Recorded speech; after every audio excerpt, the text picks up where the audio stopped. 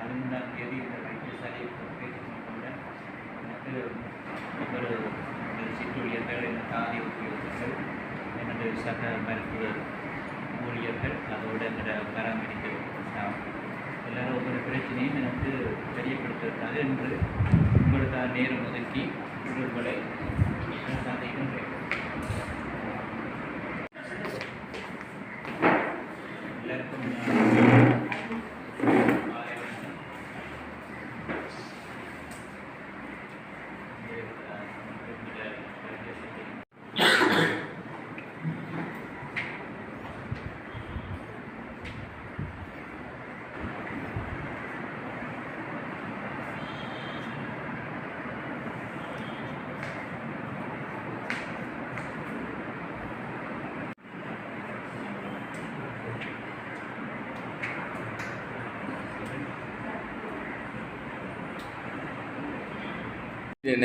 ஆரியம்பதி பிரதேச வைத்தியசாலைக்கு வந்தப்போல பிரதேச வைத்தியசாலை தானே ஆரியம்பதி பிரதேச வைத்தியசாலைக்கு வந்து நான் என்னென்னு சொன்னால் இன்றைய காலையில் நான் குணராஜ் சேகரன் முன்னாள் மாவட்ட வைத்திய அதிகாரி நான் தொலைபேசி தொடர்பு கொண்ட போது அவர் சொன்னார் நான் இப்போ இல்லை அங்கே ரவிக்குமார் என்ற ஒரு புது ரவிச்சந்திரன் என்கின்ற ஒரு புதிய டிஎம்ஓ தான் அங்கே இருக்கிறார், மாவட்ட வைத்திய அதிகாரி தான் இருக்கிறார் சொன்னார்.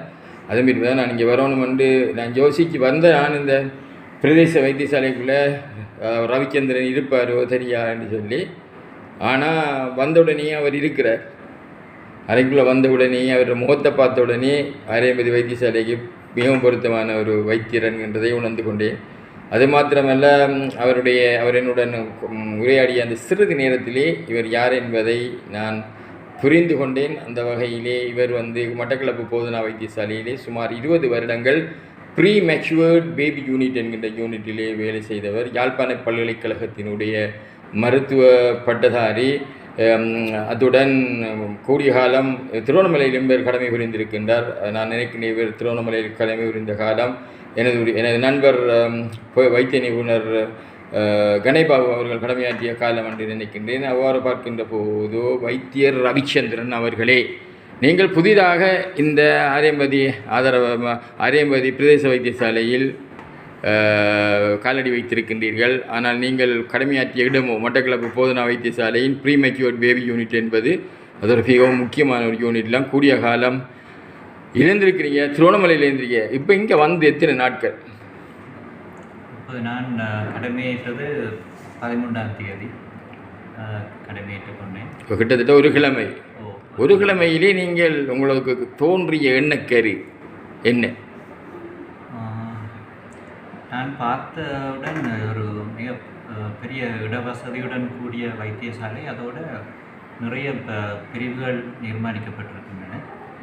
எல்லாவற்றையும் நான் போய் சென்று பார்த்தவுடன் எங்களுக்கு மிகவும் சவாலாக இருப்பது இந்த ஆளணி பற்றாக்குறை, அதாவது மருத்துவர்களின் ஆளணி பற்றாக்குறை. அதோடு மற்றவர்கள் அவங்களுடைய தாதி உத்தியோகத்தர்கள், சிற்றூழியர்கள். ஆனால் இருந்தாலும் இவ்வளவு பற்றாக்குறையுடன் சிறப்பாக எமது வைத்தியசாலை இயங்குவதை பார்த்து என்னால் பெருமிதம் கொள்ளக்கூடிய இருக்கிறது. ஆனால் இதை மேலும் மேலும் நான் அபிவிருத்தி நோக்கி கொண்டு செல்ல எனது மேலதிகாரிகளுடன் தொடர்பு கொண்டு நான் முயற்சிப்பேன். என்னாலான முயற்சிகளை நான் நிச்சயமாக செய்வேன். அதாவது பிராந்திய சுகாதார சேவைகள் பணிப்பாளர் டாக்டர் முரளீஸ்வரன் அவர்கள் இந்த வைத்தியசாலையில் மிகவும் உன்னிப்பாக அவதானித்துக் கொண்டிருப்பது மாத்திரமல்ல, கண்ணும் கருத்துமாக செயல்படுகிறார். நீங்கள் கூறினீர்கள் தற்போது ஆளணி பெற்றாக்குறை என்று சொல்லி. எத்தனை வைத்தியர்கள் இங்கே ஆளணி? எங்களுக்கு அநேகமாக வைத்தியர்கள் 7 பேரும், அதோட பொறுப்பதிகாரி ஒருவருமாக 8 பேர் இப்பொழுது சொல்கிறார்கள். அதை விட எங்களுக்கு இப்பொழுது இந்த தலசீமியா சிகிச்சை நிலையம் இருக்கிறது. அதில் 50க்கும் மேற்பட்ட நோயாளர்கள் இங்கு இரத்த மாற்று சிகிச்சை பெற்றுக்கொண்டிருக்கிறார்கள். அப்போ அவர்களையும் நாங்கள் எந்தவித குறையும் இல்லாமல் பராமரிக்க வேண்டியிருக்கிறது. அப்போ அதற்குரிய ஆளணி வசதியை நான் விருத்தி அடைய செய்து அந்த சேவைகளையும் நான் சிறப்பாக வழங்குவதற்கு நான் செய்வதற்கு நான் முயற்சி செய்வேன். இங்கே இத்தனை வைத்தியர் காடர்கள்? எங்களை காடர் இப்போ 7 பேர் வைத்தியர்களும் அதோட பொறுப்பதிகாரி 8 பேர் வேணும் இருக்கிறது. தற்போது 5 வைத்தியர்களும் நானும் தான் இருக்கிறேன். 3 குறைவு. 3 எங்களுக்கு இல்லை. 3 ஒருவர் இளைப்பாறுவதற்கு விண்ணப்பித்திருக்கிறார். மற்றவர் நீண்ட விடுமுறை, மற்றவர் இந்த மகப்பேற்று விடுமுறை. ஒட்டுமொத்தமாக மூவர் இல்லைன்னுக்குள்ள இது இந்த ஆளணியும் பழைய ஆளணி என்று நினைக்கின்றேன். புதிய ஆளணி வழி இது கூடிய அளவு வர வேண்டி இருக்கும். அந்த வகையிலே அதே போல் தாதியர்களும் எனக்கு அறிந்தவரையில் தாதியர்களும் பற்றாக்குறை இருக்கிறது. என்னென்னா இந்த சிறப்பாக நாங்கள் இந்த பிரிவை முன்னேற்றுவதனால் அவர்களோட ஆளணி வசதியை நாங்கள் முன்னேற்ற வேண்டும். இதுவரையும் இருக்கிற எண்ணிக்கையான தாதிகளை வைத்து நான் கூடிய சேவையை வழங்குவதற்கு நாங்கள் முயற்சி செய்தோம். அதாவது நானூறுக்கு எத்தனை பேர் இங்கே இப்போ தற்போதைக்கு சிக்கப்படுறாங்க? ஓபிடி ஓட்டுண்டபடி எங்களுக்கு இப்போ முக்கியமாக சொல்ல போனால் எங்களோட ப்ரெஷர் கிளினிக், அதோட நீரிழிவு சிகிச்சை, மற்றது ஆஸ்துமா கிளினிக் 3 வெவ்வேறு நாட்களில் இடம்பெறுகிறது. அவற்றுக்குத்தான் கூடுதலான செவ்வாய்க்கிழமை, புதன்கிழமை, வெள்ளிக்கிழமையில் கிட்டத்தட்ட ஒரு 380-400 பேஷண்ட் நோயாளிகள் சிகிச்சை பெறுகிறார்கள். அதாவது நீங்கள் தற்போது அதற்கு மேலதிகமாக அதே வேளையில் வெளிநோயாளர் சிகிச்சை பிரிவையும் பராமரிக்க வேண்டியுள்ளது. அத்துடன் அதே வைத்தியர்கள் என்ன சொல்கிறது, எமர்ஜென்சி தீவிர சிகிச்சை பிரிவையும் கண்காணிக்க வேண்டும். அதே நேரம் விடுதிகளையும் எல்லாத்துக்கும் பொறுப்பாக அதே வைத்தியர்கள் கண்காணிக்க வேண்டிய நிலைமையில் இருக்கிறோம். அதே நேரம் தலசீமியா நோயாளிகளையும் பராமரிக்க வேண்டிய கட்டாயத்தில் நாங்கள் இருக்கிறோம். ஆகவே ஒரு மிகவும் இக்கட்டான சூழ்நிலை.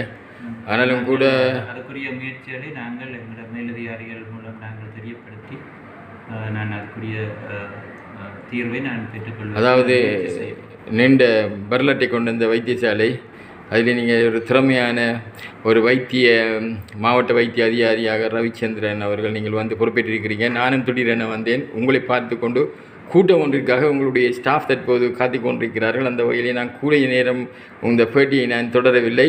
இதோட நிறுத்திவிட வேண்டும் என்று நினைக்கின்றேன். என்றால் வெளியை பார்த்து கொண்டிருக்கிறார்கள். அந்த வகையிலே நீங்கள் உடனடியாக இந்த இக்கட்டான சூழலில் எனக்கு இந்த நேர்காணலுக்கு விடையளித்தமைக்கு உங்களுக்கு நன்றியை தெரிவிப்பதோடு, அகத்தின் அழகு முகத்தில் தெரியும், அதே போன்று அகத்தின் அழகு முகத்தில் தெரியும். அதே போன்று ரவிச்சந்திரன் அவர்கள் இந்த வைத்தியசாலையை நிச்சயம் ஒரு எதிர்காலத்திலே ஒரு சிறந்த வைத்தியசாலையாக மாற்றுவார் என்பதில் எந்தவித ஐயமும் இல்லை. அதை கூறி இறுதியாக என்ன கூற விரும்புகிறீர்கள்?